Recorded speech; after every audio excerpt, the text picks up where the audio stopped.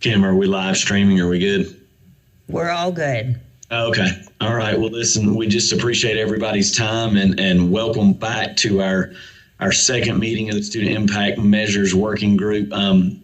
Just to, I guess, get you caught up to speed a little bit, Randy and I met after our last meeting and discussed a lot of the feedback and things that we heard from this group and in our efforts to try to put together what we will take back to the full PEPSC board to vote on, ultimately to vote on a recommendation in the next week or so. And so, again, we just appreciate you taking the time to be here. We certainly understand that everybody has a lot going on and how valuable your time is. We have the room, I believe, for 2 hours today. In our discussion after last week's or after our last meeting, we talked about it. I don't know that it will take 2 hours. I will actually be a little surprised if it does, but we do have the 2 hours allotted, and so we are here for as long as we need to be within that time frame. Kim, do you mind going ahead and going to the next slide? So our agenda again, we're not going to go back through every single slide that we went through last time. I think Randy's going to hit the norms and we'll talk about that. But we are going to kind of go back over the highlights of the January meeting discussion. And then at the end of what we're doing today, what we hope is to have some finalized recommendations for Randy and Lee and I to take back to PEPSC to have present and ultimately have the final vote on. So thank you.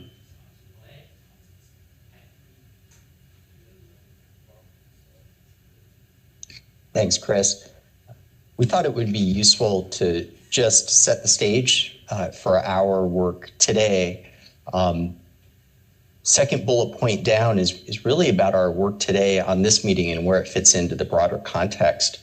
At our last meeting, we looked at the initial draft recommendations. We received your feedback, and then based on that feedback, we did a little bit of work presenting some modifications to that language, and then also putting together an addendum, I believe that language is right, that presents additional information to be considered. And so you're gonna see that, and we'll review that in a minute. But that is the purpose of our meeting today, is to go back to that initial set of recommendations that now has additional comments in it, along with the addendum, which is a series of points, and to really have our focus honed in on that. As we finish up our work here today, then we will go back and finalize that set of recommendations with the addendum, and that information will be going to PEPSC next week for the vote by PEPSC then, and then contingent on that vote going through, it'll go to the State Board of Ed, receiving those recommendations, and then on to General Assembly. Thanks, Kim. And here's the norms, same norms that we used in our last meeting. And so I think you're all familiar with those, and hopefully we can move on to the next slide, Kim.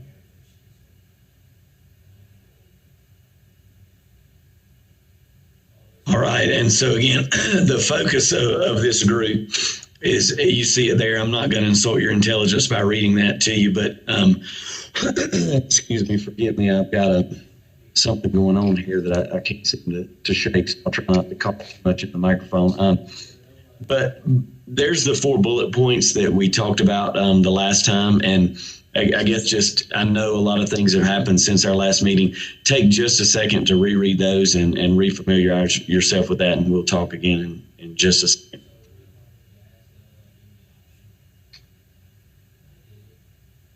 Kim, can you go back to that slide for just a minute? Thanks.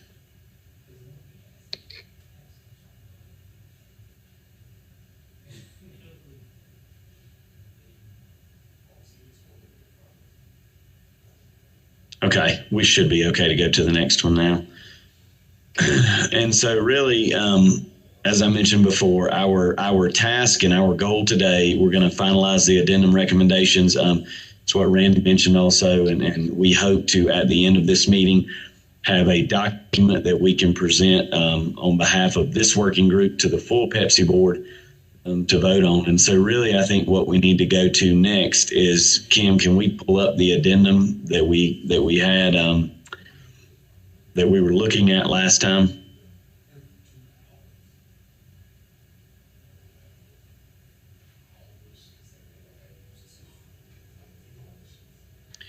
And so one of the things that we went through and did after our last meeting is we made a few of the changes that were there or that were mentioned in our January discussion, and we made some highlights, and you'll be able to see some of that. One of the things that we talked about, I think the most was, I believe it was Kevin that brought this up from the very beginning, was the idea of, the title of it is Student Impact Measures,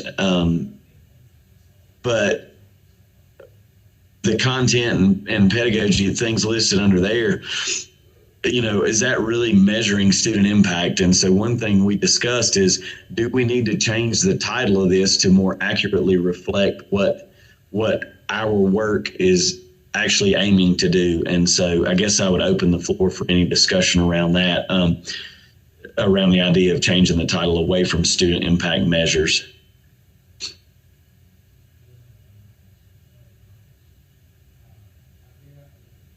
I would support moving it away and talking about teacher effectiveness perhaps instead. I think that student impact is too narrow and doesn't communicate clearly what it is that we're trying to measure. I agree. I mean, either teacher effectiveness or teaching effectiveness or some combination of both. In a very wonky sense, I tend to think of teaching effectiveness as something like that peer evaluations or administrator observations might be capturing, because it's actually capturing teaching in the moment. Whereas, EVOS may be a better measure of teacher. Again, that's a bit in the weeds, but I think whether it's teacher or teaching effectiveness, it's better. The measures that are here are better aligned with those terms than student impact. I'm in agreement with Christine and Kevin, and specifically Kevin's request to be intentional about the language of teacher. I would echo that.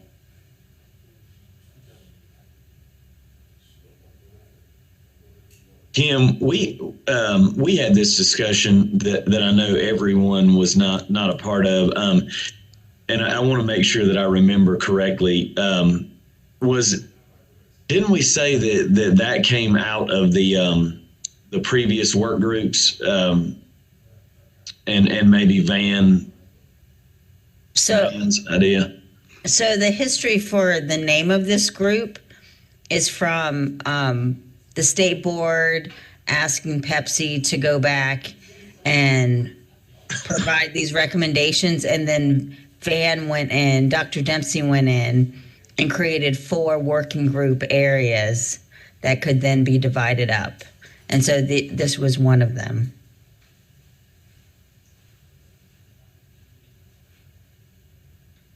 Thank you for that. Any other thoughts before we move on to the meat of the document? In light of what Kim just shared, I don't know that we need to change the name of the working group, but it might be helpful to just change the wording under 1A, which I think is what Kevin initially said last time we met, is the measures provide metrics evidence for teachers that demonstrate teaching effectiveness. Rather than changing the name of the work group, if that was something that was in the directive from the state board, but might accomplish the same thing. Christine, I'm wondering, in relation to that, if we can change the name of the working group, is there a benefit there so that the work of the working group isn't misinterpreted as being really narrowly defined with just impact?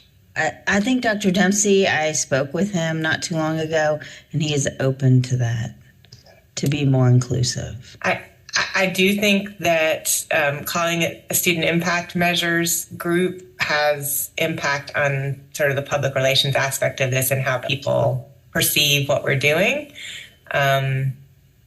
So I do think there would be benefit in changing the name of the group in terms of how people perceive the work and what it is that we're trying to accomplish. Because I think calling it student impact, immediately people go to EVAS and, I think for the field, I think, you're trying to communicate broadly here to lots of audiences, but I think particularly to teacher educators and to teachers, the name of the group being changed would be helpful. Thanks, Christina. And I agree with Kevin, by the way, about the teacher versus teaching. That's right. I was just going to follow up on that, and particularly with our members of our working group who are out in the districts, does teaching resonate with you? Is that the more appropriate term than teacher?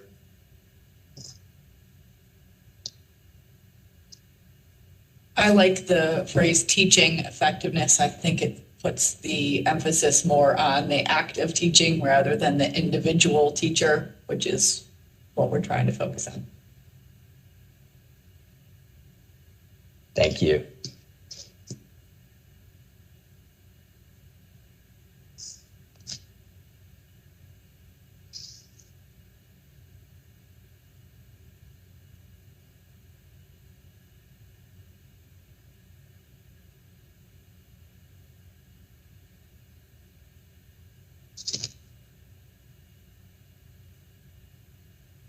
All right, as we move down, I think the plan is that we're going to go number by number. I think we've really covered the title in number one. Thoughts about number two, and again, the goal here is just to get any final input on any changes that need to be made to this document.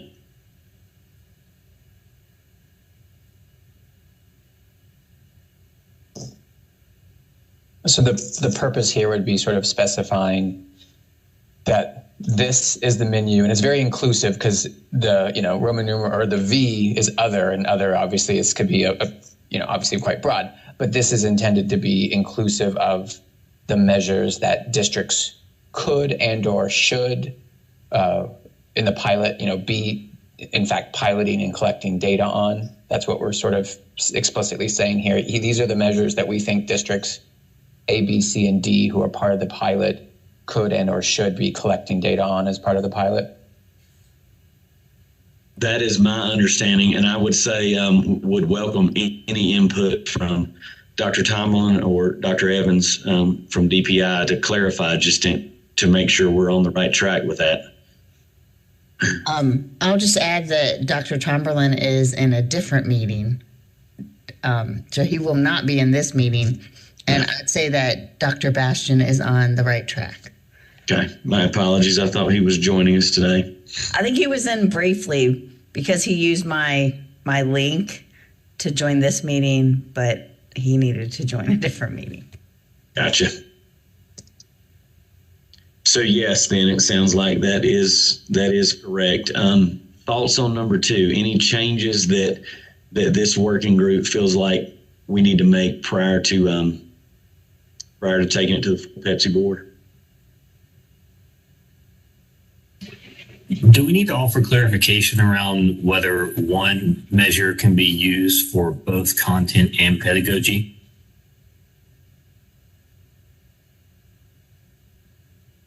So, for example, I know that in some of the previous subcommittee discussions, we had said that EBOS could be used for one, but not both. I don't recall that same distinction with the multi-observer performance tool, but that might be something we want to lay out. And EdTPA, could EdTPA, PPAT be used for both, for example? So I think Brad's right.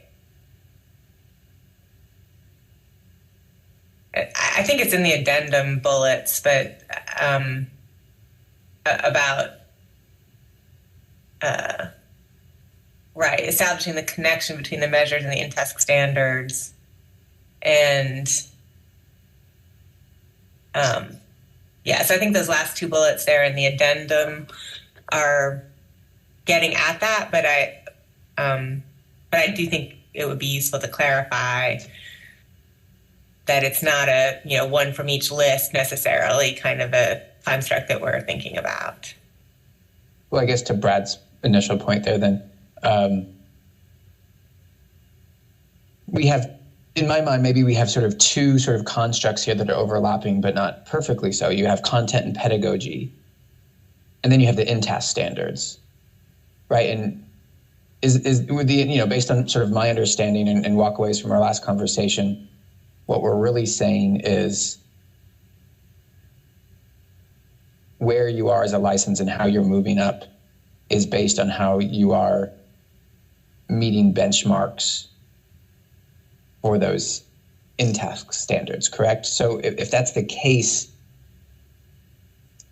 does a breakdown of content and pedagogy up in 2B and 2C, does that matter? What matters more just how these different measures that are listed under 2 more broadly crosswalk to in-task, right? Like, yeah. If in-task is what's driving this, not content versus pedagogy. Right. And so I think maybe I agree with you, Kevin. I think maybe having B and C there, content and pedagogy, is misleading, and maybe we just need to have all of those items listed under A. I also think it might be helpful to say content and pedagogy components as, I don't know what the word is, as something by the in-task standards, as delineated in the in-task standards, something along those lines. Maybe that clarifies it a little bit about what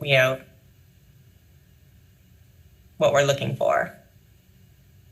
Is that in line with what you're thinking, Kevin? I think so. Yeah. I mean, basically, to put more bluntly, I'm not sure the distinction between content and pedagogy really matters if what is driving this is in-task. So I agree. I think you could just have 2A, so to speak, in this outline form, and then list underneath 2A what all these different measures are. And then again, the intention is just really how those are aligning with in-task and how teachers are sort of satisfying those. So I agree. Maybe we don't even need to say the 2 areas of focus. I think, it's just content and pedagogy components as indicated by the in-task standards, or as delineated in the in-task standards, and then a list of measures, right?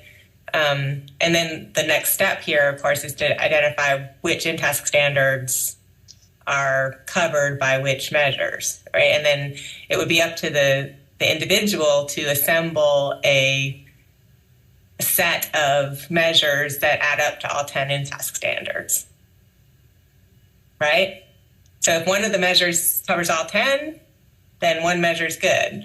But if you need 3 measures to add up to all 10, then you need 3. I think that I agree with what you are saying, but I do think we need some specifics in terms of how this works out, in the pilot. I mean, so if the multi-year observer performance review, could clearly cover both. But there are others that are more closely linked to one or the other. I mean, when you look at the micro-credential, it says competency in content, competency in pedagogy.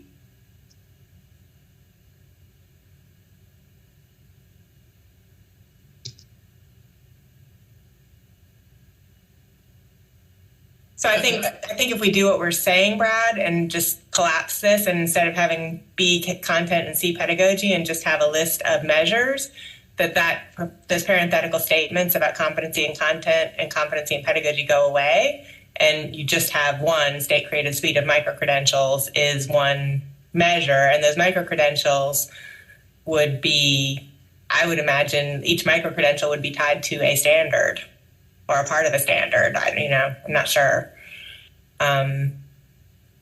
Or maybe multiple standards could be covered in one micro-credential. I guess it depends on how they're constructed. Okay. Yeah, I just think as long as we're clear, my background for a long time was been licensure, so I know that specifics matter very much. So that's the lens I'm looking at this through.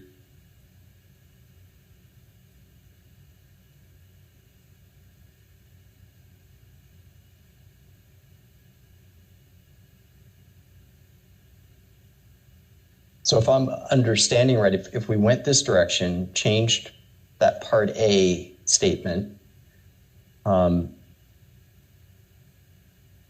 And is the recommendation then in that part A statement, content and pedagogy components as delineated by the NTAS standards, and then we would eliminate are the two areas of focus? I think you could say content and pedagogy components as delineated by the NTAS standards can, should, somewhere there, can or should be measured with the following, I don't want to say measured with the following measures, but can or should be sort of assessed or evaluated perhaps with the following measures. And then eliminate B and C and just have one group there is what you're saying. Yeah. And so, just, so that you don't only have to list EVOS, once. Obviously, you only have to list other tools once. Right. Just sort of condensing of some of those components.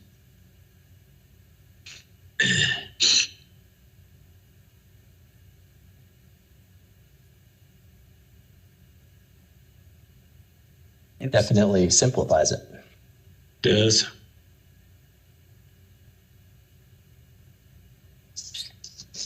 And I think it will make it a little easier to understand at the end. I like that. Any thoughts? Yeah, the real work then is just, a set of folks really going in and taking all these different measures and, of course, crosswalking them to the end task and delineating what counts for what. But it does simplify sort of this presentation of information.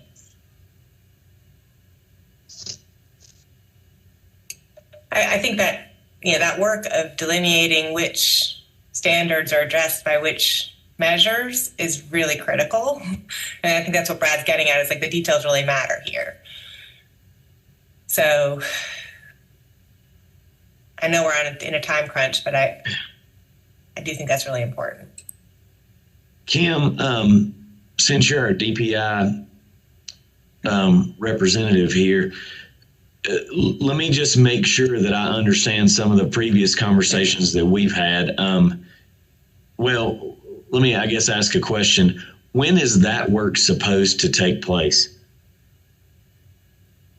I'm sorry, which work? The work of determining which measures will address each in-task standard. So that would be part of the implementation stages. That is not necessarily something that we want that right now to assign that, because this is things that we're asking the General Assembly to possibly put into statute. And we don't want it to be so specific that it is not flexible. And Ms. Schaefer is on the line as well if she wants to add anything. Yeah, I'm here. I think that's right. I think that the idea right now is just to get the general framework in place for the legislation that needs to go to the General Assembly. The legislation does not need to include every single specifics about the plan. The state board, the idea is the state board would develop a plan with input from PEPSC on the more specifics after the legislation is passed. That helps. That give you some guidance. So we just want the general overall framework about the different things that need to be included in the legislation to give us authority to do what needs to be done, but not to have all the specific plan and legislation. That would be. So to Christina's point, and that is helpful, Allison, because it just understanding purview and sort of next logical potential steps. Is it valuable for this committee to be recommending in some way that the legislature is paying attention to the important fact in some way that it will be very important for this work for a working group or some set of individuals to clearly sort of identify how these measures will, of course, map onto NTAS. So that is, should we, I think maybe I'm asking a question for all of us too. Should we be putting forth a recommendation in some ways as part of our work that this is really important, that maybe it's even important enough that the legislation could think about making sure that's identified, that there be some sort of group that's making sure that there's tight, sort of well-specified connections between these measures and in-task standards. I guess I'll put it this way. PEPSC is the group that is designed to give advice to the state board about what should be in statute, plans, all that stuff. So you already have a statutorily defined group. But you have reached out to and gotten some additional folks to provide input as part of this working group. And so that work can continue through the office of state board, but the state board ultimately would be the one that comes up with a specific plan based on your advice and based on your input. Does that give you some more framework? I mean, you already have a group which is defined by the legislature as supposed to be giving the state board input on how these things work. And that's you all, PEPSC. That's PEPSC. Kevin, I think to your point as well, it is one of the addendum items, I think really gets at this pretty directly. So it could be that through that mechanism, that point will be articulated in this feedback going to PEPSC. That sounds good. And to Kim's point, I mean, like, it is a clear implementation task, right? In order to really implement this, on some level, it seems very clear to assume, I suppose, that will be something that is really well thought out and done, right? But so this is helpful. Well, we're not at the implementation stage yet in designing the specifics of the plan. We need authorization from the General Assembly to do this and the funding. So the specifics of the implementation would not, I don't think, is what the state board is looking for PEPSC to provide. But just what authorizations do we need from the General Assembly to get this project underway and to make sure we have the funding necessary to do it. Help add any clarity at all?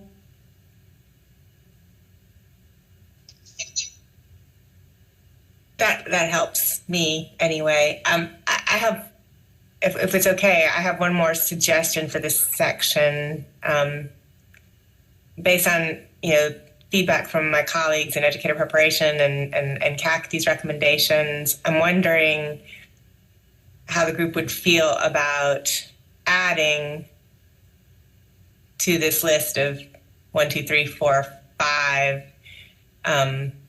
recommendation of an approved educator preparation program as a measure of effectiveness.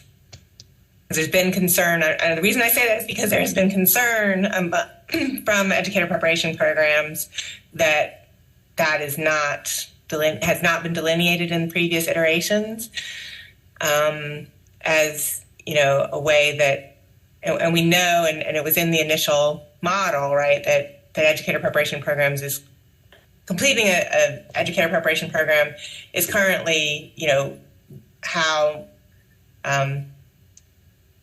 the most effective teachers are getting there, right? So we have the data there on teacher effectiveness. We had in the original proposal that, completing an EPP would land you at license 3.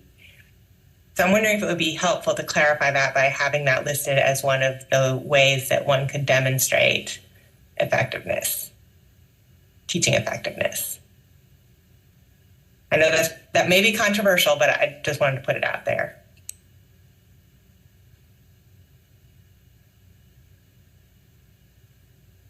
Christina, while others are thinking, I'd like to ask a follow-up question on that.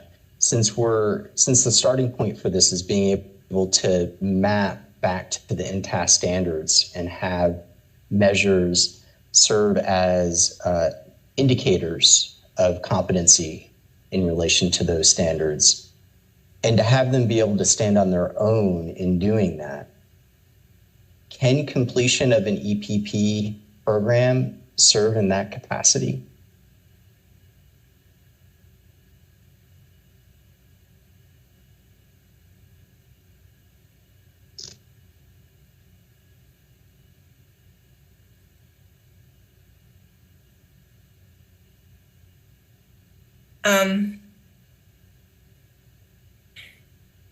So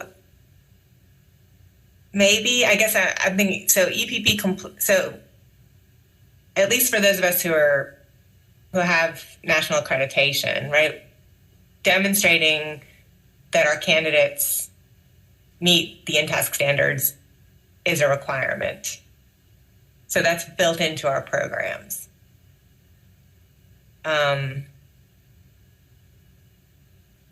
So we have to have some of these measures already in the program, I guess, in order to demonstrate that to accreditors. So I don't know. I guess the concern would be, is this double jeopardy for our candidates if they have to both demonstrate it for EPP completion and then also demonstrate it, or because EPPs can demonstrate that in different ways, right? So some of us use TPA as a measure. We use this, the state pre-service teacher rubric, or, measures of dispositions, or, observation tools, multi-observer performance review type tools that are developed. And those go through that review process, external review process through accreditation to make sure that they're valid and reliable. I guess I'm just wondering if that would be something that we would put in here that would clarify and also help folks in educator preparation to feel better about this process. It's just a thought.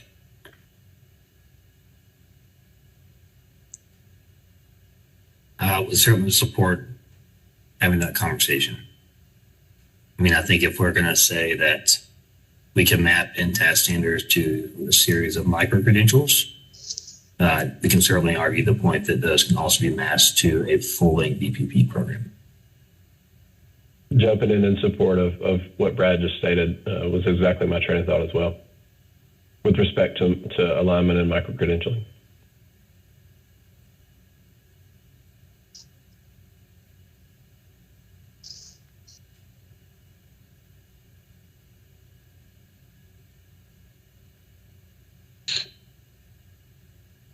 If we add that on the document, would that be another Roman numeral, or would that be an addition to number 2, state-created suite of micro-credentials or approved EPP? And maybe we're not to the point of adding it to the document. I know that discussion is, maybe that's a little premature. I guess I'm just thinking.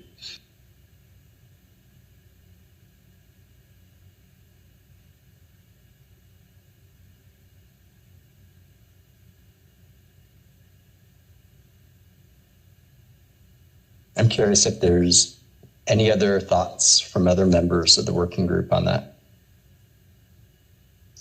As someone working in the field, I'm a little embarrassed to say that I took for granted that was in the list.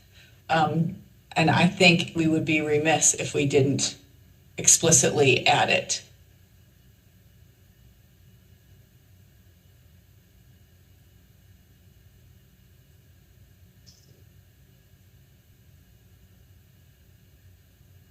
Is anyone on the working group opposed to adding it? I'll be honest, I'm still trying to wrap my head around it.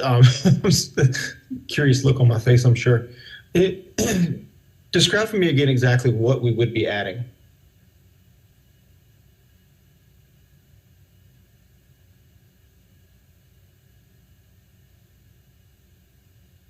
Christina, I wonder if you wanted to share your perspective on that. I think I lost my connection briefly, so I apologize. I may have missed part of the conversation. Something very strange happened. I don't know if it happened to anyone else, but explain for me again what exactly we would be adding.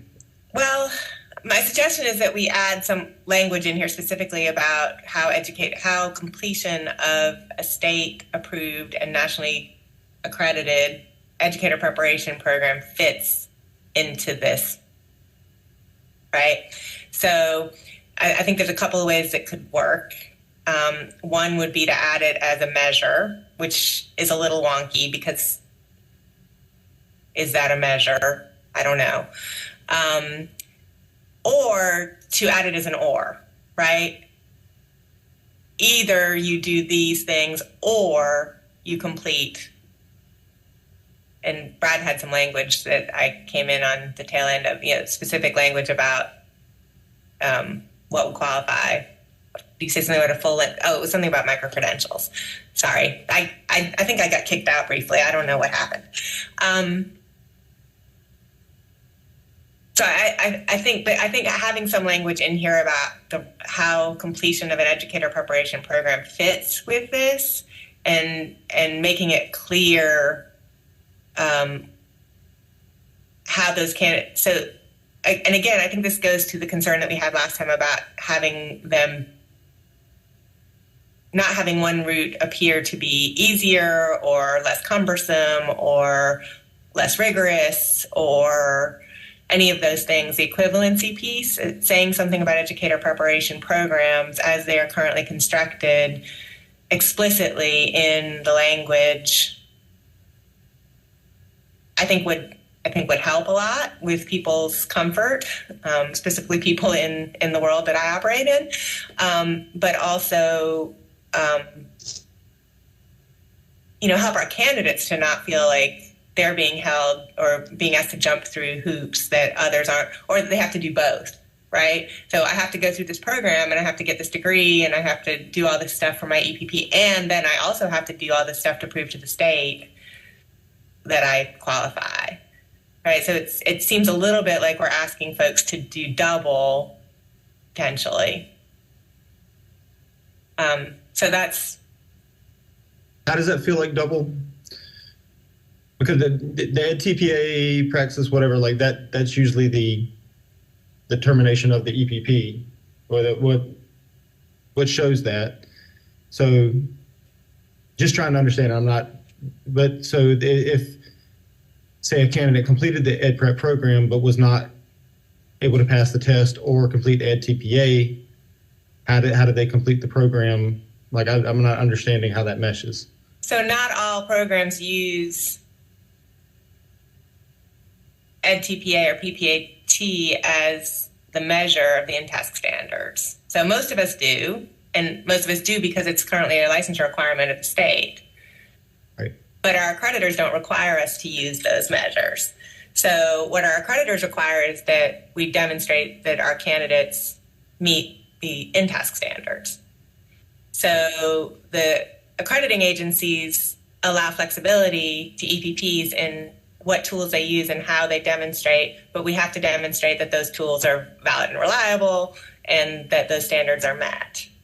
So I guess what I'm saying is, like, if we're demonstrating that and our candidates are meeting those, and we're saying we're recommending these people because they meet these standards, and then they have to then go and prove it again that they meet the standards through some other measure.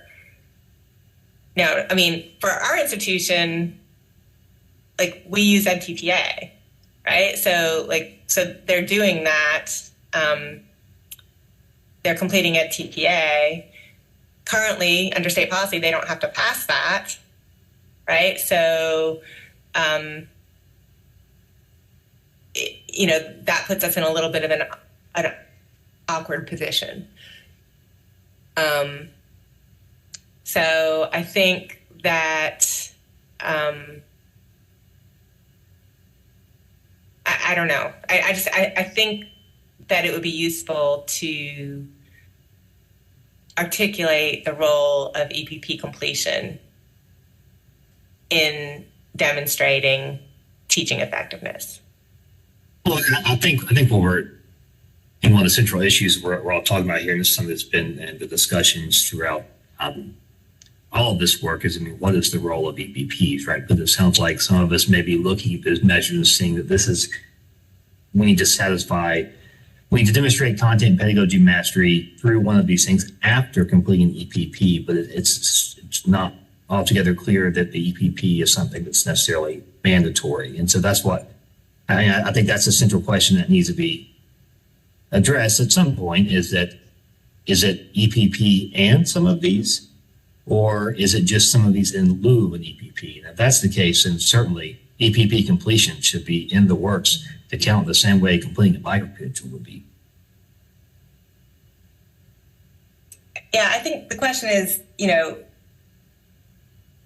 exactly what Brad just said. And the question is, why would EPP completers have to complete a program and pass EdTPA when people who don't go through an EPP would only have to do one of those things? So that's how it's double. To some extent, does this also line up with questions about, though, where an individual starts in the tiers of licensure and how they move up? I mean, some of those sort of in practice implications matter, right? Like if you complete an EPP, UNC Greensboro, for instance, right? Like, what does that mean? I think sort of what you're asking in this case, Christine, is if you complete, an EPP, particularly here in North Carolina, at a public or private, 4-year institution, does that have any bearing on where you start, what licensure level you start at? Or is the bearing of what licensure level you start at borne instead by, in this case, probably EdTPA or PPAT, right? Or Praxis 2 and other foundations of reading or licensure exams? What is, because obviously EPP is typically we're really talking about initial completion here, like people who what they're doing at the EPP is allowing them to go teach, hypothetically. So the original model had EPP completion as coming in at a license 3. Right, exactly. So that was what was originally proposed, was if you complete an EPP, you come in at license 3. So I think what I'm just saying is that if license 3, if we go down to number 3D, license 3 is all 10 standards, at least at the proficient level. That's what we do in EPPs. We prepare folks to meet all 10 standards at the proficient level. Can we scroll down just slightly so we can see the license levels too, just a little bit more? It's highlighted there, right? Yeah. All 10 standards at least the proficient level. That's what we do. They come out of our institution. We're saying, we've assessed this and they meet all 10 standards, at least at the proficient level.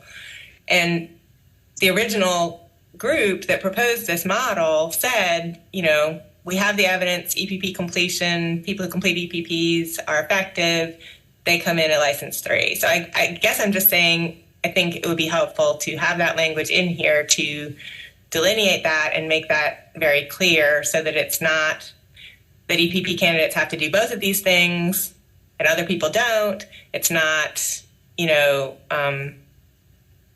that EPP folks don't have to do both things. They don't have to do the EPP and select some of these measures. Sure. If EPP completion is license 3, then that should be one of these things. So can I ask a couple? I think this is a really fruitful line of conversation. And this is what we should be wrestling with. So I like this question. And I don't know how I actually fully come down. One sort of philosophical question. If that were the case, right? If each of the 2,500, 3,000 folks completing a EPP sort of annually in North Carolina were sort of automatically at licensure 3, more or less my question is philosophically, is it a good or a bad or some of both thing that a lot of the teachers we have in the state would be in the top 2 categories? Is that exactly what we want? Do we want more differentiation in where teachers are on the licensure levels? How easy would it be to go from a 3 to a 4? I do wonder that a little bit. Because I could certainly argue, hey, it's a great thing that a large percentage of North Carolina's teachers would be in the top 2 licensure categories. But then I will also wonder. I don't think that's the case. We're saying they come in at license 3. They still have to do whatever everybody else has to do to move to license 4. No. Well, yeah, but I'm saying my argument is simply that a large majority of our teachers would be in one of the top 2 licensure categories. Is what I'm saying. Because most of the people coming in would then already be at license 3, Christine, and then some people can move up to licensure 4. But there's two categories above license 3, 4 and 5. Well, on here it only on here it only goes 3E licensure 4. I didn't see a licensure. Yeah, license 3 is like, that's currently like, that's an SL SP1, right? Like a license 3 is SP1. That's what you get when you come in and you just have a clear initial license. Right. Well, I feel a little bit differently about it if there is, in fact, I was just interpreting license 4 as being the cap here from what we see on 3. No, there's license 4, and then there's the whatever, I don't know if they're still calling it license 5, but it's that advanced where there's two categories you can be in. It's license 4, but advanced teacher, and then classroom excellence, and then there's adult leadership. Right, so it's still license 4, but you're right, Christine, in the fact that there's enough of a distinction within licensure 4. There's a quasi licensure 5. Yeah. My next question is, and this may be true for all of them, and this gets back to the wrestling of whether certain measures are more. The idea that all measures should be equal, but are they? I think I'm aware of the fact that if one were to look at the EVOS estimates or the evaluation ratings or some measure of beginning teachers who have come from EPPs, there is a wide range of variation in their performance. All of them have come from a given EPP and have completed it, and the EPP says, you've satisfied everything. You've met those 10 standards, right? Yet, if we were to go look at other data about them once they entered the field, there would be wide variation in that data for those. If 100 folks graduated from institution A and those 100 folks got a job, and we had data, EVOS estimates, evaluation ratings, other things on them, there would be wide variation in those data for those 100 people. So, I hear what you're saying, Christine. I don't necessarily disagree with it, because I also think it is important to recognize the fundamental and essential role that EPPs play in the state for the teacher workforce. I'm working through that, right? EPPs are fulfilling a fundamental and essential role for the state's teacher workforce. And there is still a wide variation in the teaching measures we have for the graduates they produce. That's true, but I think that we could say the same may very well be true of the people. Any of the other measures or the other measures that are listed up here. Exactly. I know. So I don't think we're going to produce people who are all exactly the same, and people are people, right? There's never going to be, we're not producing widgets here. We're not going to be able to standardize them and make sure that they're all exactly the same. I think the idea here is that I didn't say we produce teachers who are all equally and exactly competent in exactly the same ways. I'm saying they all meet the standard. Now, you can exceed the standard, right? And you can exceed the standard, and there's 10 standards, so you can exceed every single one, or you can just meet all 10, or you can exceed in 3 and meet in the other 7, or right, there's going to be variation. So I don't think the fact that there's variation. So are you arguing? But I would guess you might be arguing then. And sorry, Patrick, I think I cut you off. But would you be arguing that variation is a good thing, by which I mean what this model is intended to reward is those people who do exceed all 10 can move up more quickly to a 4, even though they might be only in their 3rd year of teaching. And that's fine. I don't see where my suggestion would eliminate that possibility, right? I'm just saying, if this is the bar that we're setting, the bar is competency, proficiency on all 10 standards, right? that we'd say, how does EPP completion fit into that, right? And I'm not suggesting, I don't think anything that would not reward folks for moving up or, any of those things, right? And, if they don't then meet whatever requirements are in place, then the consequences, whatever happens, if they don't meet the measures in the number of years and those kinds of things. I'm not saying that if you complete an EPP, that's it, you never have to do anything ever again. What I'm saying is that for that initial, getting to that basic level of proficiency of license 3, I'm saying that's what we do, right? That's what we do. We are set up to get people to that level, right? And I would ask, Mr. Green, wouldn't you rather, if you had an option, hire a teacher who's been through an educator preparation program versus somebody who has no preparation at all, right?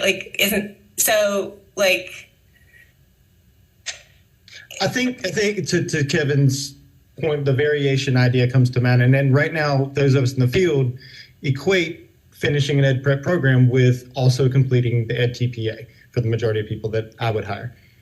And that piece is the measure that standardizes the different EPPs.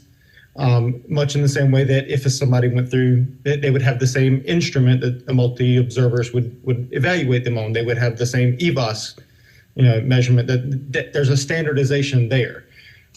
Without having something to standardize a measure between the different ed prep programs, I think it opens the door to a lot of variability to say from one university, yep, they're good. Whereas if that same individual were at a different ed prep program, may not be as good because there's nothing to standardize the measure between them. Does that make sense? I agree. I think the current state policy on, that's a separate policy about how EPPs are authorized or accredited, or who's allowed to operate as an EPP. That's a separate policy that PEPSC could advise on. I know that those of us who are nationally accredited, which again, based on current policy, is not required, so that maybe accounts for some of the variation. But those of us who are nationally accredited have to demonstrate through rigorous review processes that our candidates meet all 10 standards and are proficient at that.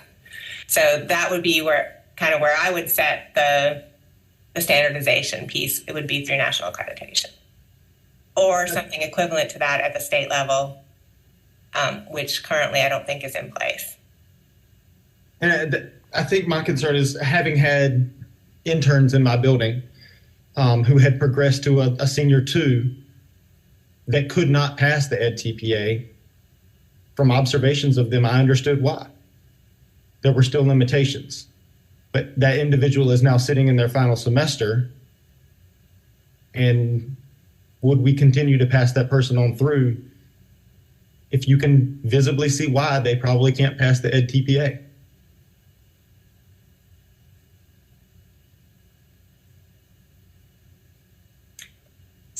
So our current state policy allows teachers to teach for 3 years without passing any exams at all, right? So, that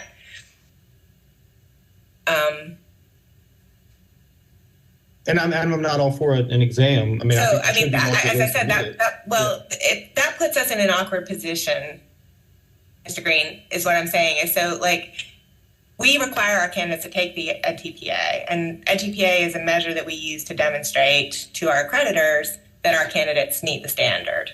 Right. But as it stands right now, even if they don't pass that ed TPA, whether we recommend them for a license or not, they're given the same license as somebody who does pass the ed TPA.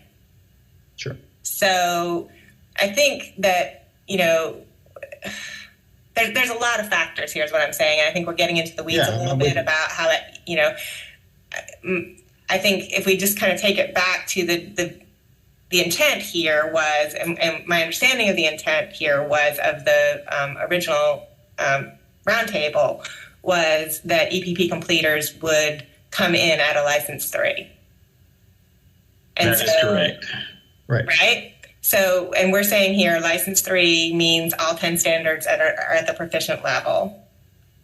I think there's a whole other conversation to be had about what constitutes EPP approval in the state, and that's a whole separate policy and a whole separate conversation. That's where we agree. That I think PEPSC could easily take up, and that I'd be happy to be a part of conversations with members of the commission about what I think. And I'm sure I have colleagues across the state who would also be willing to contribute what they think about what that should involve. But if we go back to the original intent and we said, if you complete an EPP, you come in at license 3, I think that here in this document, it would be useful to articulate where EPP completion falls into this. And again, with attention to the idea of, do folks need to complete an EPP and also do all these other things? And so my question would be, if I had, for example, a child who was, looking at going into educator preparation and, doing a degree in educator preparation versus these other things, if you have to do that degree and put in all that time, and then you also have to do all these other things, like, do we want to make it so that EPP completion feels like you're jumping through hoops that are not necessary, right? When we know that folks who go through EPPs, we have the evidence that shows that they are more effective teachers than people who don't currently, given the current data that we have. I think if we think back to what we said today and what we said last time, what we've said today is, as with anything, the success of this pilot and this broader policy, is going to depend on implementation. The greatest ideas, if you don't implement them well, right? And education is filled with, I think, lots of good ideas that maybe could have worked differently if implemented better, right? Like, this is going to come down to implementation and how well this actually works. And that's not where we are at the moment. I think that, so towards the idea of implementation, we've talked about there's going to be a really critical role in someone or someone's thinking through how whatever measures are up there align to the INTAS standards and how the INTAS standards are met at certain levels, whether that's proficient, mastery, et cetera, by certain of those measures. And that's not what we're really doing, right? I think something we talked about last time is recognizing this is a pilot and we don't want to cut off things in a pilot. The purpose of a pilot, or a purpose of is to, wrestle with innovation some a little bit. And sort of in that spirit as well, I can see how listing EPP completion, I think what's better said is listing EPP completion up there as a potential measure does not, I don't think that's us saying that's already at license 3. I think us saying someone needs to consider whether that's at license 3, right? Like that distinction of implementation.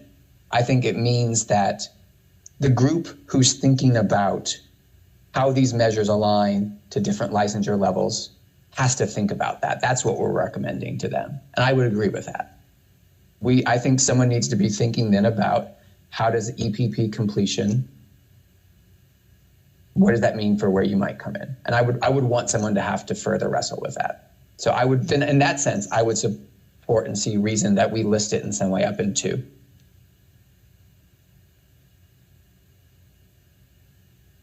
Yeah, I think you're right on that. That it needs to be part of the conversation to further. So yeah.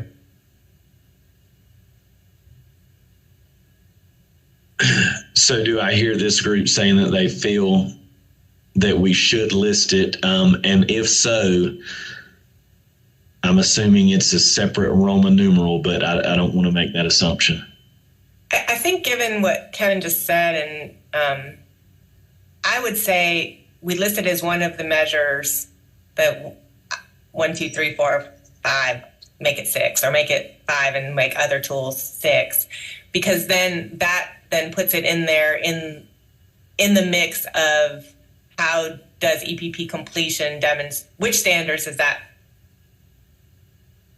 how, what Kevin was just saying about, it gets into the mix of how does EPP completion demonstrate the standards, and which standards does it demonstrate, and does it need to be combined with some other measure? And if so, which ones? I think you're right in what you said in the beginning of that. If we do list it, I think we move 5 down and make that 6 and list EPP completion as 5. I don't think we put it under other. I would agree with and support that. Agreed.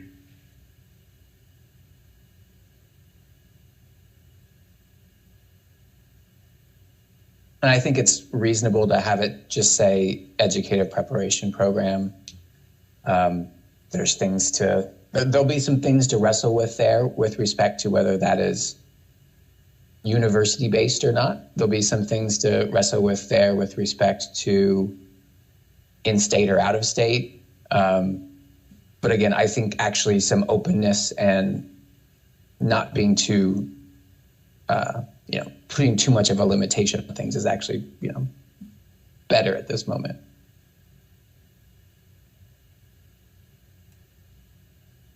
But to your point there, Kevin, you don't think that we need language about approved or accredited ed prep program in the spirit of piloting and more flexibility as opposed to less as these conversations are elevated? I mean, I would certainly hope that,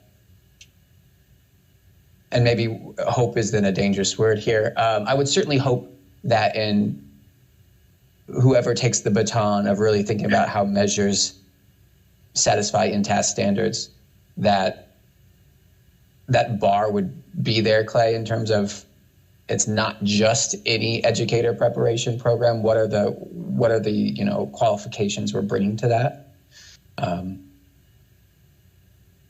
I would hope so too. As to your point about the word of hope, I wonder if this isn't an opportunity to actually be a little more specific as opposed to being less specific. Well, I think my thoughts. I think if we say an approved educator, SBE approved educator preparation program, then that leaves room for Patrick's concerns about what constitutes approval and those kinds of things to be addressed by PEPSC and the state board, right? So,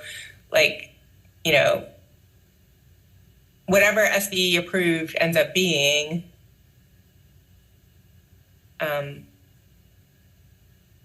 then I'm fine with that, and I don't feel like that's too. I don't know about the out of state piece.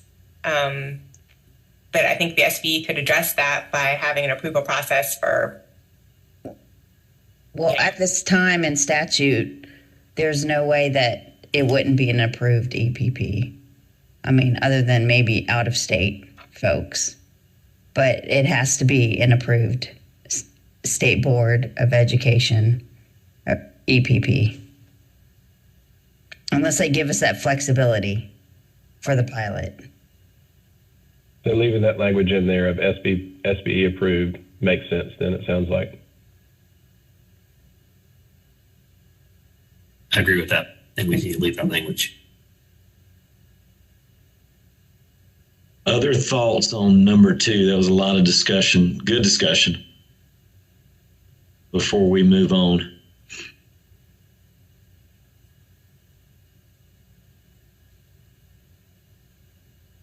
Let's talk about number 3. I know we have licensure area 3 highlighted. We've talked a lot about that one already. Thoughts on number 3?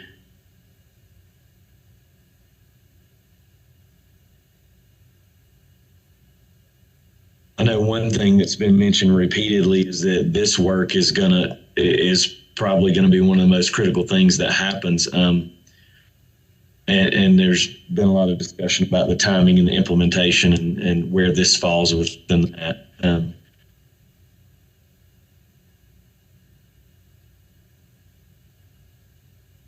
Based on what Ms. Schaefer told us, I don't know that there's a whole lot more we can say here in terms of,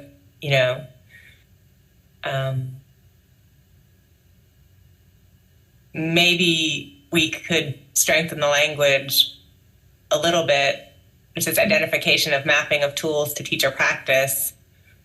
Maybe we could strengthen that language a little bit. I'm trying to, right off on the fly, try to think of how we might do that. Maybe others can step in, but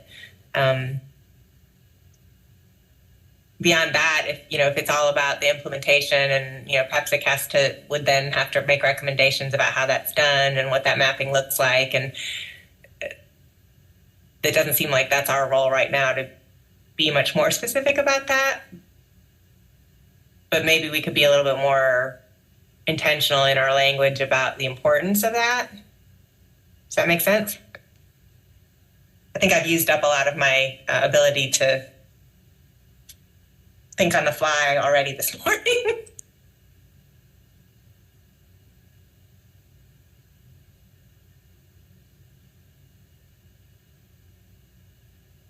I think I tend to agree. I'm not sure what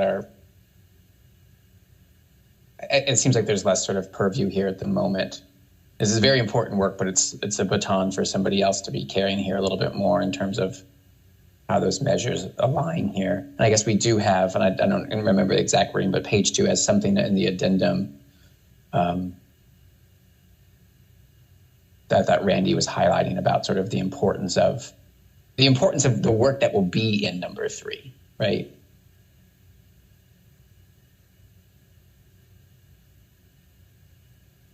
Wonder if, so the language in the bullet point 3 about establish the connection between measures and in-task standards to ensure they're meeting all, maybe using language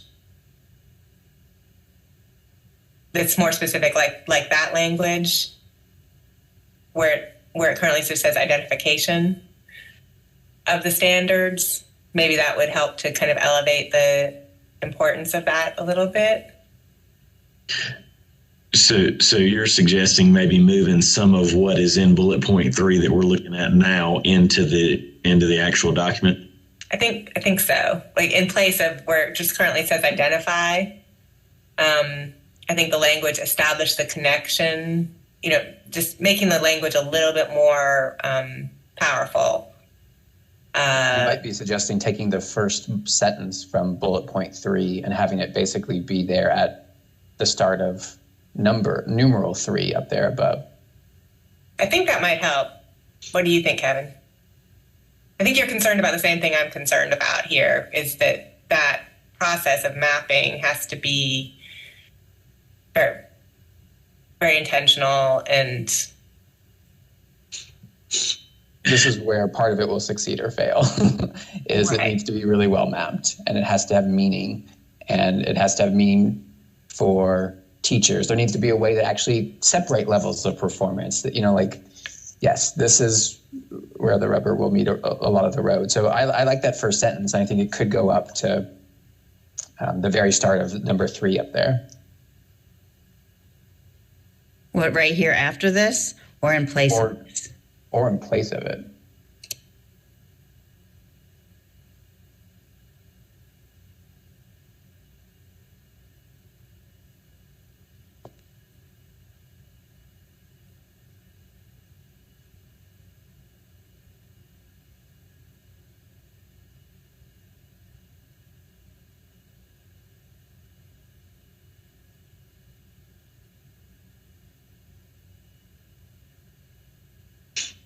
I like that. That reads well. I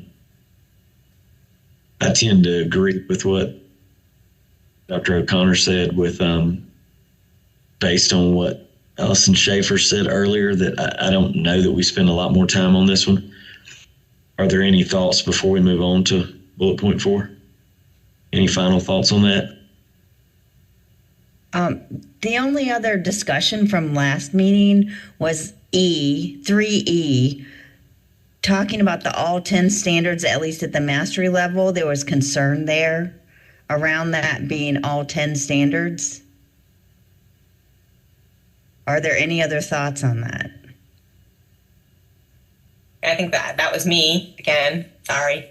I just wonder. Again, there's variation in license 4, right? So there's license 4 that just allows you to continue to teach, right? And then there's a license for advanced practice or whatever we're calling it now, right?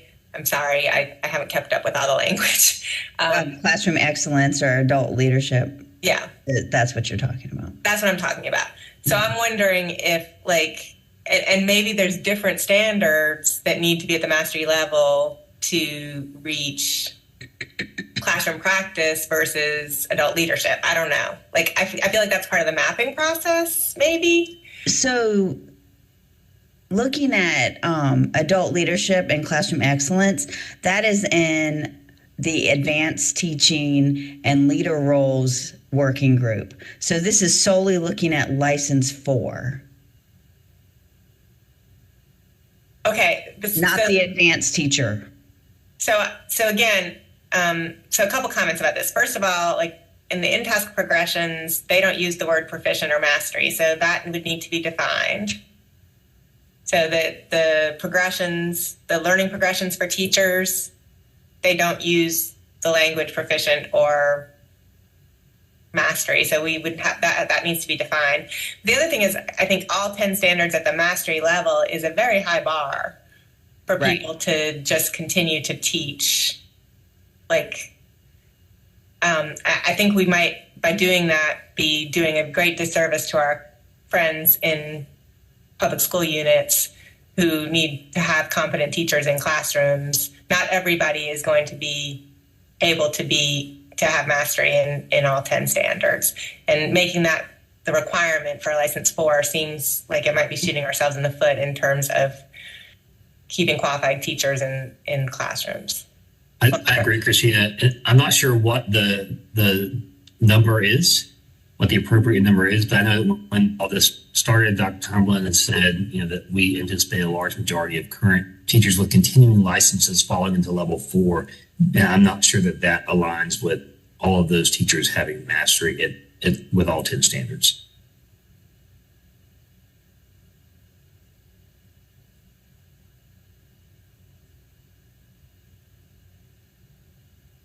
I mean, in some way, this got to the spirit of my comment about wondering, like, just where there is variation, right, and where people will, would everybody just sort of be at the top, towards the top end, and maybe not if it's you truly had to do all 10 to get to level 4, right, be mastery level.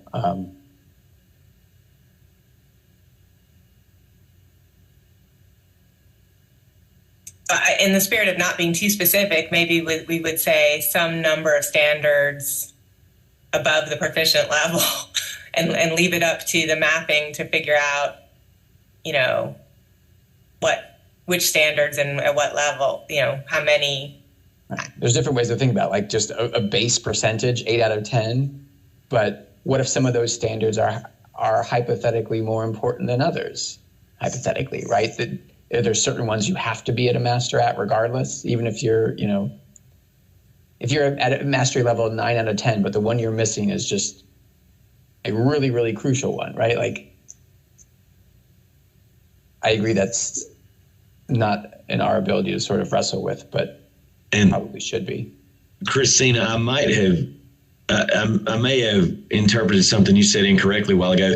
Were you suggesting that possibly within the subsections in Standard 4 that maybe we would have some of the in-task standards aligned to one subsection and some of the others aligned to the and I'm like you, I can't remember all the adult leadership or classroom practice, right? Classroom excellence. Classroom excellence. Yes. So it might be that, some of the in-task standards, and again, Kim says this is the work of a different group, but the advanced teaching roles group might determine that in order to be in the classroom excellence track, you need to be, at the mastery level in, I don't know, maybe they say all 10. I don't know. but like, and in order to be in the adult leadership one, you need to be at the mastery level in these particular standards. Like, I think for, teaching, and again, I think this is a place where there's individual difference. So maybe we say, maybe we need to define specific standards, or maybe it's up to the teacher to demonstrate that they're at least, that they're above the proficient level in at least 3 out of 10 or 5 out of 10, of the standards. I don't know what the number is, right? 8 seems very high. And understand I've been running a PSU for the past 5 years. So I have a foot in that world too. And I'm worried about like making sure that there are enough people who meet the criteria that we set up to fill classrooms and teach kids. Right. I'm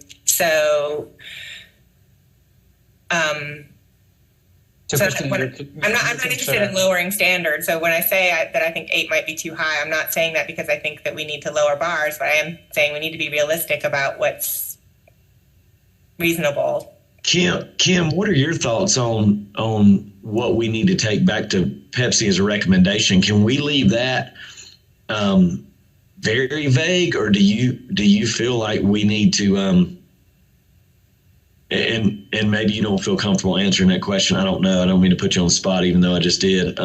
Is that something that we need to be extremely specific about, or can that remain kind of open-ended? I think it can remain open-ended to a point. This makes me think about how you can select mentors for BTSP right now, and that particular standards for NESAs have to be at the accomplished or distinguished level, right?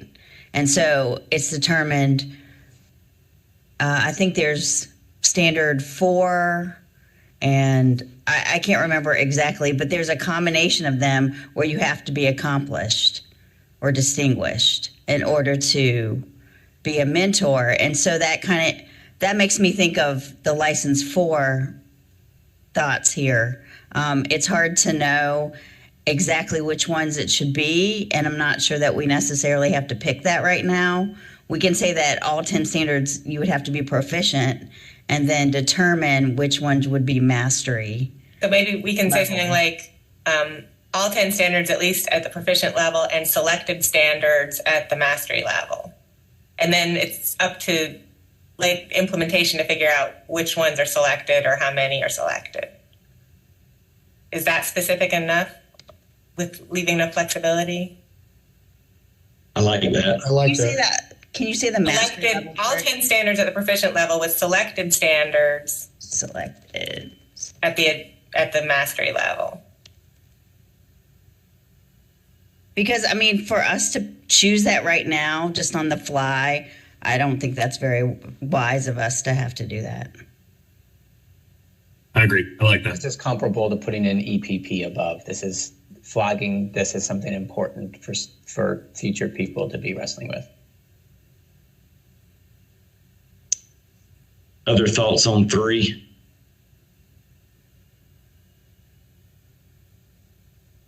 I know with 4, the last time we met, the conversation around 4 was fairly brief in comparison to the rest. And I know there was just discussion that they needed to be reliable and valid measures. Thoughts on that before we close it out for the day? Of course I do.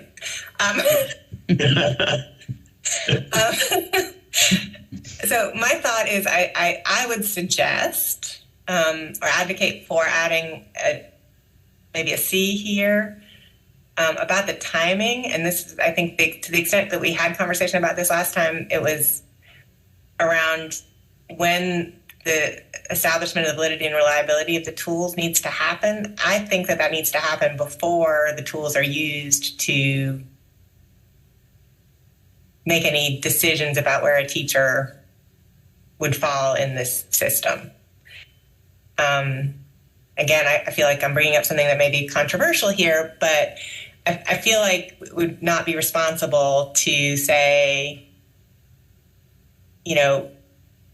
whoever pilots this, the teachers are going to now be categorized into these new categories based on these measures when the measures haven't yet been validated and the data hasn't been demonstrated to be reliable.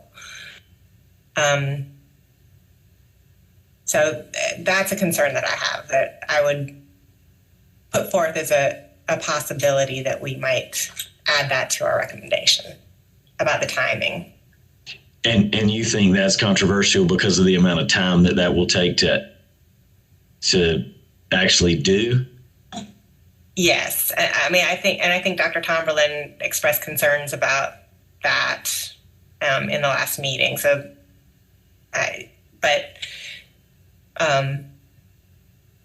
it gets maybe to other members of the group wouldn't have concerns about it, but I think Dr. Tomberlin had concerns about it. I mean, I think it just gets to implications around what are the purposes of the pilot? Are the purposes of the pilot to better understand the tools and data measures that would be needed to really implement? Which, in saying it that way, that would be consistent with your argument, Christine, yes. Right? Whereas if the purpose of the pilot is to actually fully implement and put teachers in at these levels as soon as possible, that would make it hard to have done that based on having, valid and reliable data, or data that could have been assessed regarding its validity and reliability.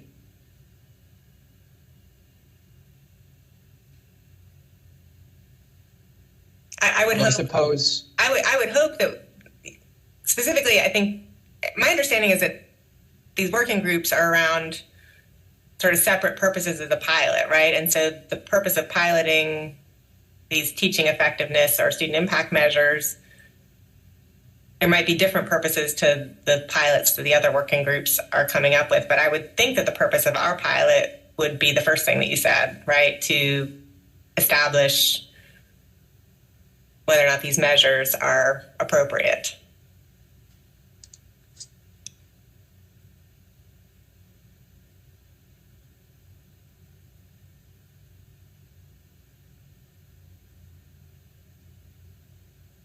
I guess back to the original point you made, adding C.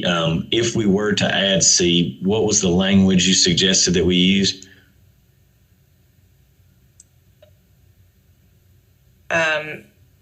I think something along the lines of that that the measure, the validity and the reliability of the measure should be established prior to the measure being used to assign licensure status or compensation. I guess that, that's my concern, right? Is that, you have a bunch of untested measures, you're putting them out there, and then you're making decisions about people's careers and their pay based on measures that haven't yet been tested. That doesn't seem like good practice to me.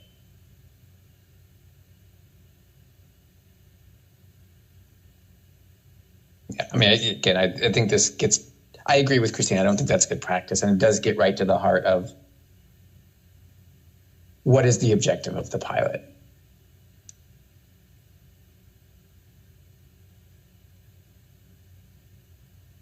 Kelly, were you going to speak?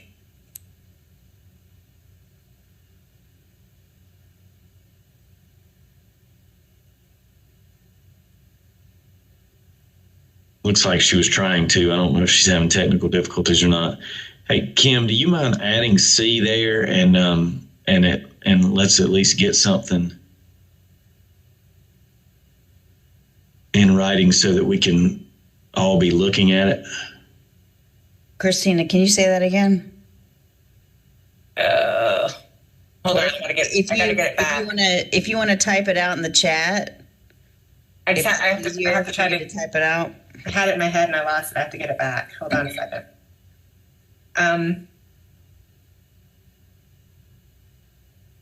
Establishment of validity and reliability of the measure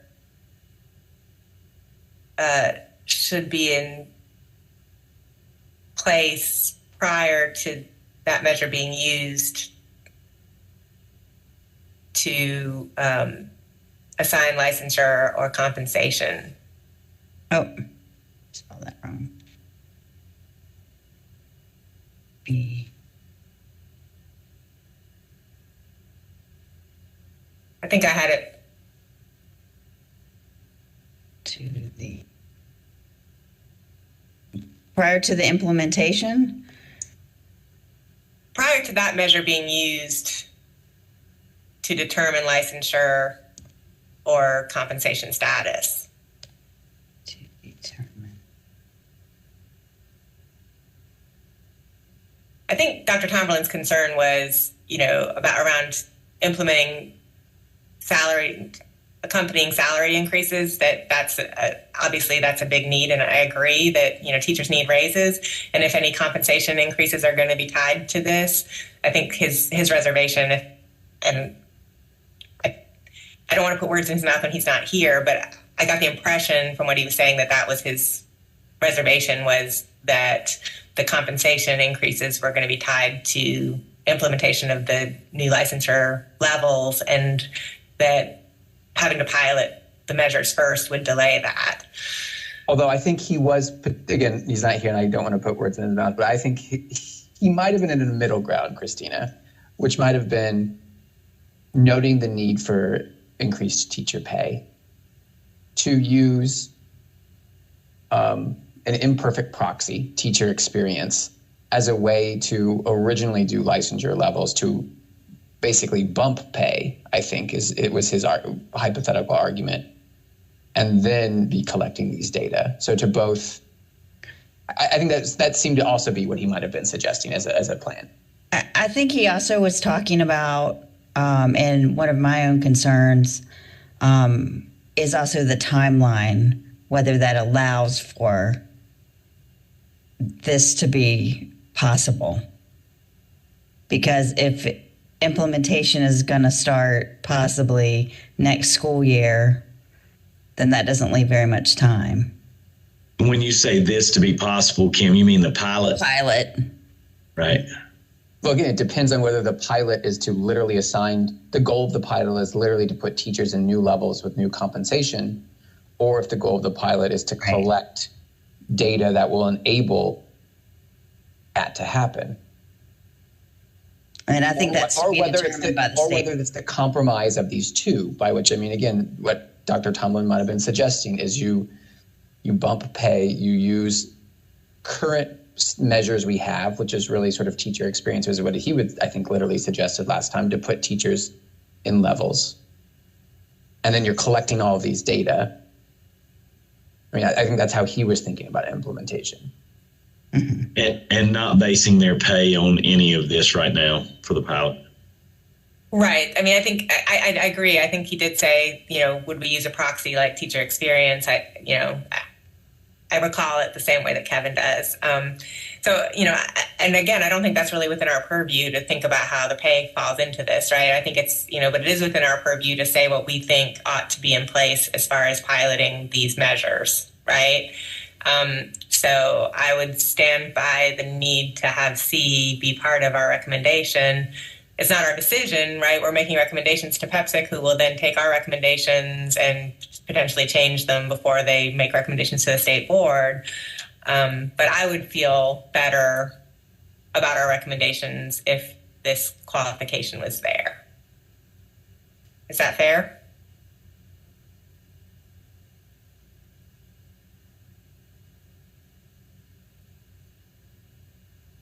Again, I think this is reasonable. I think it's, again, a matter of really getting into the details later on, by which I mean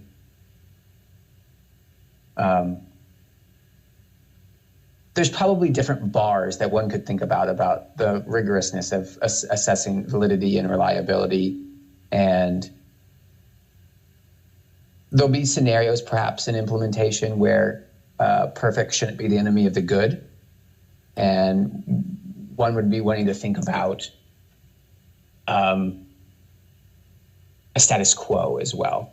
I'm just thinking about this from a policy perspective of, I think it's right that we say validity and reliability really should need to be taken into account and determined well before a measure is used. I think there's, in truth, when you really get down to it, there'll be different ways to fully define what validity means. There'll be different ways to fully define what reliability means, and where, at what point the light is switched on and a measure has met that, and at what point the light is not switched on and a measure hasn't. And that will be important to wrestle with. And I think I'm just simply saying that whoever is wrestling with that probably should be paying attention to the fact that we could set a bar really, really high for validity and reliability. And we may not want to set it that high. We might not want perfect to be the enemy of good in terms of how we do that. But I think that will be a further conversation to wrestle with. So in terms of this and what we're doing, I think it's important that the state broadly and actors are broadly thinking about validity and reliability and really assessing that before measures are used. Ms. Schaefer has her hand raised. I just want to, if I could, just for a minute, bring us back to what licensure is. Licensure is a minimum credential designed to allow someone to teach. In its purest form, it's like a law license for me is, I can't practice law unless I have this credential. Whether people are perfect teachers or not, the issue I think that we keep in mind is that at what point do we want to allow teachers to enter the profession so that they can teach? And then the other stuff about providing them additional support to move forward is what is the minimum credentials, what are the minimum credentials that need to be looked at for people to move up to the measures? Because it's not a promise that someone's perfect teacher.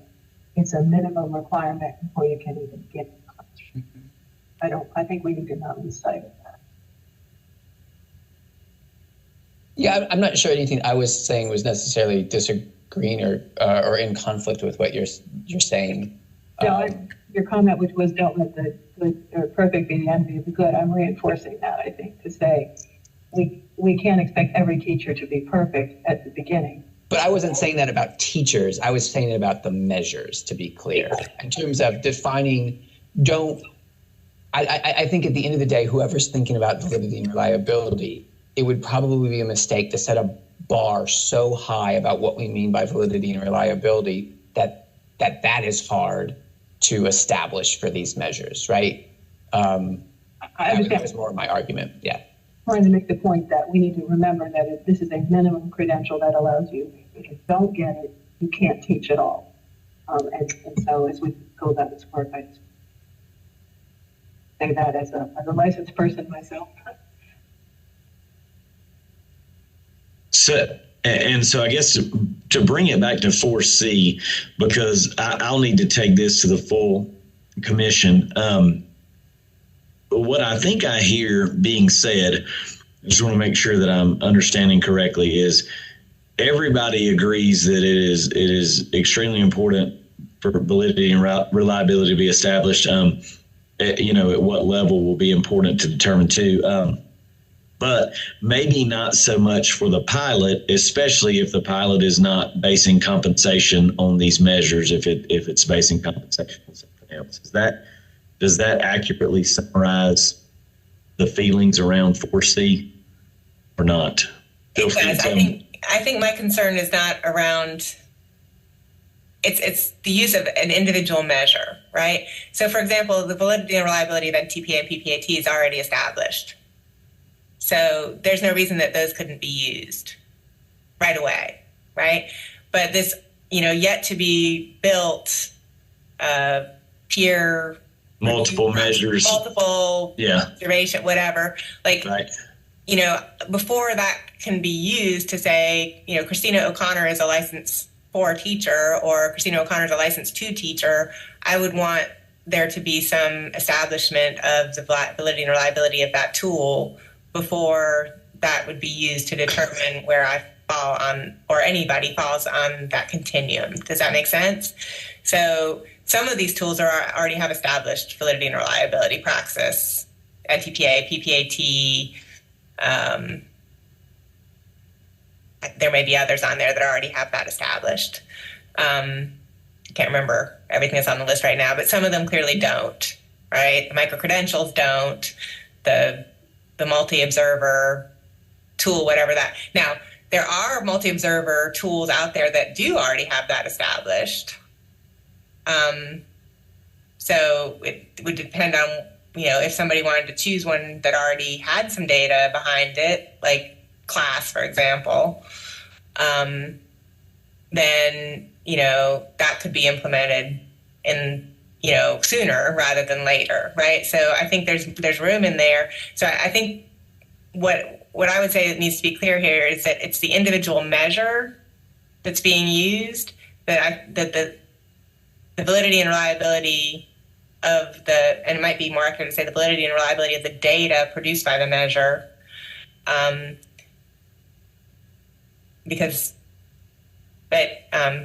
so it's kind of shorthand to say validity and reliability of the measure. But what if we added validity and reliability of the data produced by each individual measure? Does that help clarify it some?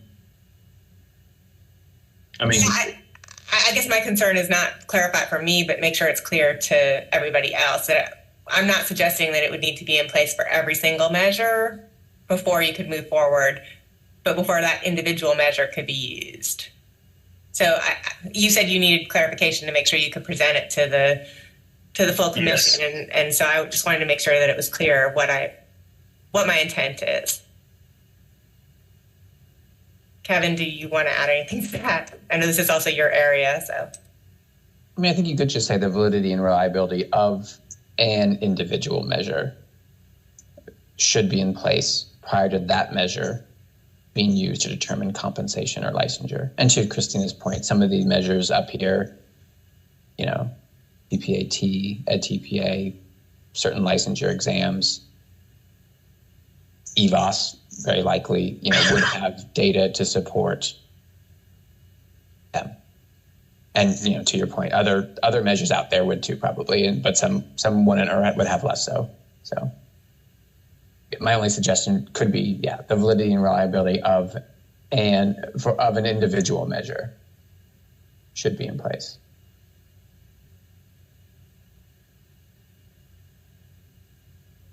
Support that change. Kim, do you mind adding that to C? Can you say that again, please? It's a very small change. It's starting at the beginning, the validity and reliability of an individual measure. And that's it. Okay. Thanks. Okay.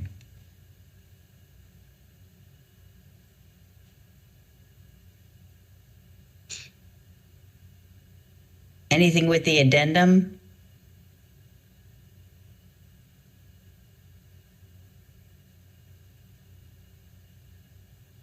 I think maybe bullet 4 is now not necessary. Right. Other than that, I don't have any further comments, believe it or not. I do want to disclose to everyone that I will be reviewing this with Dr. Penfield and Mr. Blanton prior to sending this to the full commission.